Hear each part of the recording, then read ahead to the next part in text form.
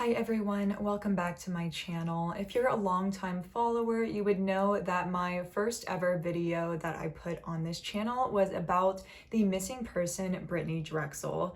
And just this week, there were very important announcements to her case, and it seems that we finally do have an answer and we can stop the search for Brittanee Drexel and turn it into a quest for justice. So I'll give you guys a brief overview in case you're unfamiliar with this case.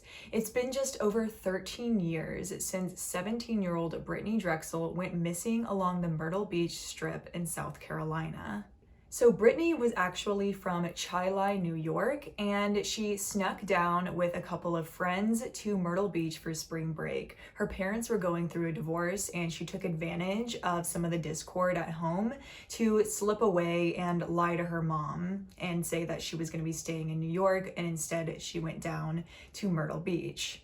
Unfortunately, though, this trip was not all that Brittanee hoped it would be. She was at odds with the other girls that she was down there with. It was just after 8 p.m. on April 25th, 2009, when Brittanee got a text from one of these girls. Brittanee had borrowed this girl's shorts without asking, and she got the text demanding that she walk from her current location back to the hotel to return them. And Brittanee was really irritated by this because she had just gotten to her friend's hotel, the Bar Harbor Hotel, and now she was going to have to make that 30-minute walk in the dark all the way back to the Blue Water Resort, which was where she and her friends had been staying. Brittanee is seen on security footage leaving the Bar Harbor Hotel as she walks down the Strip, as it's locally referred to. This is officially called Ocean Boulevard, and Brittanee is also seen on security footage walking and texting with her head down. And this whole trip, she had been texting her boyfriend, and that's who she's probably texting on that security footage. And when she stops responding to his texts, he realizes that something is wrong. So he calls Brittanee's mom and alerts her to the fact that she'd been fooled and Brittanee was actually in South Carolina. They contact the police, and the police are able to pull up Brittanee's phone records, and they see that Brittanee's phone had pinged 3 times, going 40 miles an hour out of the Myrtle Beach area and towards a swamp. This was horrible information to receive because Brittanee was not down there with a car and she was a tourist, so she didn't know anyone in this sparsely populated area. This, unfortunately, was the last trace of Brittanee that we ever saw up until last week, when remains were found in that same rural Georgetown, South Carolina area. So around the same time that Brittanee's remains were found, the police made an arrest, and this was for 62-year-old Raymond Moody. He was somebody who was already on police radar because he was a convicted sex offender. He had a long history of sex-related crimes, and he had originally been questioned in Brittanee's disappearance, but he was just considered like a one-off suspect, so they questioned him and then they let him go. Law enforcement announced that Raymond Moody had been charged with abduction, rape, and murder in the case of Brittanee Drexel. So Brittanee went missing from Myrtle Beach, and records show that Raymond Moody had been living in the area at that time. You can pull up the address that Moody was staying in at the time of Brittanee's disappearance, the Battlefield Inn. It does not look like a legitimate establishment. And this was very close to where her cell phone last pinged and to where they found her body 13 years later.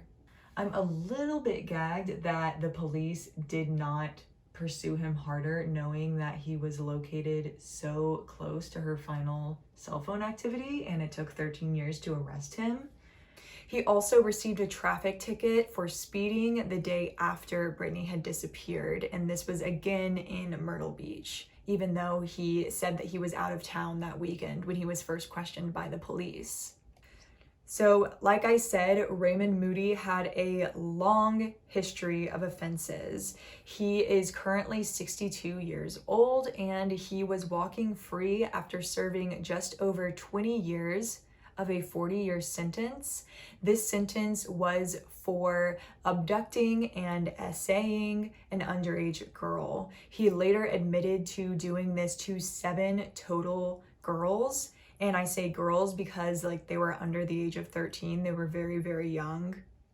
And the incident that he originally went to jail for was on January 20th, 1983. This is when he was in his 20s at this time, and this young girl was walking alone to meet her friend at the local elementary school in Vallejo, California. Raymond Moody pulled up beside her in his car, and he tried to goad her into the car, saying that she was too little to be walking alone by herself. And he's playing the whole wolf in sheep's clothing here, but this little girl was creeped out and she didn't want to get in the car, and then Raymond Moody forced her into his car. He then drove to a secluded cul-de-sac where he SA'd her, and she managed to escape by asking to go to the bathroom. So it's similar to what happened back in the 80s with Raymond Moody's first crime that he was convicted of. I'm sure he's done other things, but he abducted a pedestrian from his car. And that is actually a strategy that the police always thought had happened to Brittanee.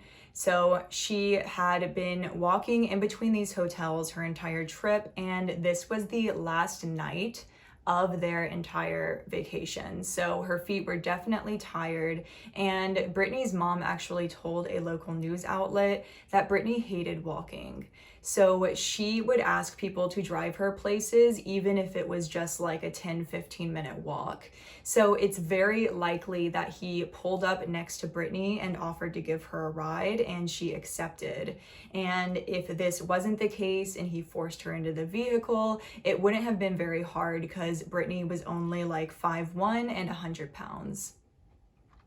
So the last signal from Brittanee's cell phone was 8 miles away from Moody's residence in Georgetown. So human remains were found in a wooded area in Georgetown County, and this is near the Harmony Township, which is an up-and-coming area, which means there aren't that many houses, and therefore there aren't that many witnesses should something illegal happen. And I'm putting a map up on the screen right now of where Raymond Moody was living at the time, and then where the human remains were found.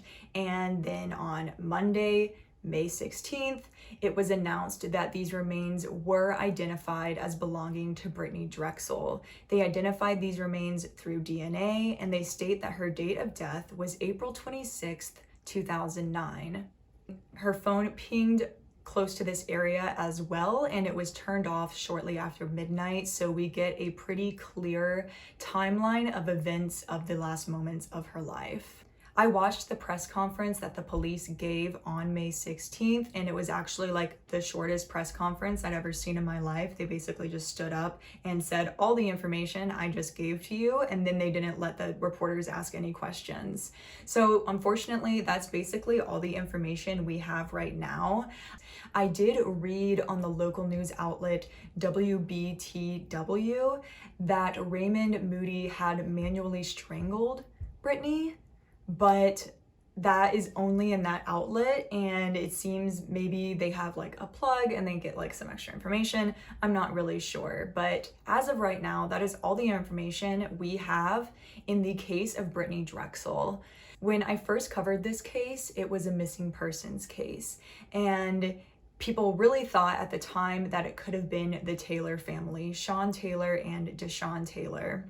There was a jailhouse informant who gave a lot of information that was pointing to these two men being responsible. And then on top of that, there was another alleged abduction that occurred in Myrtle Beach of a girl who kind of matched Brittanee's description, and she described those two men as driving the car. So those are the two suspects that I mainly talked about in my first video, and that was because the FBI did formally say that they believed that Brittanee had been abducted, essayed over the course of several days, and then fed to alligators. So now they're kind of changing their tune and telling a completely different story, and obviously we're closer to the truth now, with Raymond Moody being the sole person responsible for Brittaney's demise. I didn't include this in my original video, but feeding a dead body to alligators is a way to get rid of it, but the acid that naturally occurs in the human body is indigestible for an alligator, so they will eventually throw it up. So I'm not sure if this was the kinds of remains that they found, or if they found like her whole skeleton, because remember, it had been 13 years since she'd been found, so the state of decay would definitely be advanced. But yes, this is my first ever update that I've posted on this channel, and it's a sad one, but at least now Brittaney's parents can stop their search. I know that they've been very involved in the search for Brittanee, and Brittaney's mom even moved from New York down to Myrtle Beach so that she could be closer to the search. So just stay tuned to my channel, subscribe so you don't miss the next video, and thank you so much for watching. I'm so glad that we have some answers for Brittaney's case, even though, you know, they're not exactly positive. It's just good now that her family has a little bit more peace of mind than they did a few weeks ago. So thank you so much for watching my video, and as always, have a wonderful rest of your day and stay safe.